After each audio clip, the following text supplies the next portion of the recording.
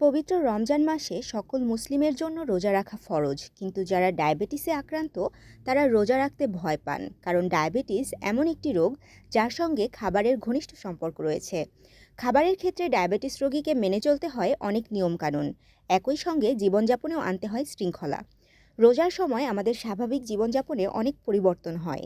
সবচেয়ে বেশি পরিবর্তন হয় খাবার খাওয়ার ধরন ও সময়ের ক্ষেত্রে। তবে সঠিকভাবে নিয়ম মেনে চললে ডায়াবেটিস রোগীরাও নিশ্চিন্তে রোজা রাখতে পারেন।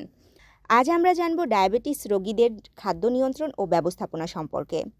সেহরিতে লাল চালের ভাত, লাল আটার রুটি, দুধ, কলা, মাছ, মাংস, সবজি, ডাল রাখার চেষ্টা করতে হবে। শেষ সময়ে খাবার খেতে হবে। ইফতারে ভাজা পোড়া খাবার, মিষ্টি ও চর্বি জাতীয় খাবার খাওয়া যাবে না। সব সময় পুষ্টিকর খাবার খাওয়ার চেষ্টা করতে হবে। পর্যাপ্ত পানি ও পুষ্টিকর তরল খাবার খেতে হবে, যেন পানি শূন্যতা দেখা না দেয়। রাতে হালকা খাবার যেমন স্যুপ, লাল আটার রুটি, মাছ বা মাংস, ওটস, চিড়া ইত্যাদি খেতে পারেন। অর্থাৎ রোজা রাখার আগে অবশ্যই চিকিৎসকের পরামর্শ নেওয়া উচিত। শারীরিক সুস্থতার উপর ভিত্তি করে ডায়াবেটিস রোগীরাও রোজা রাখতে পারেন।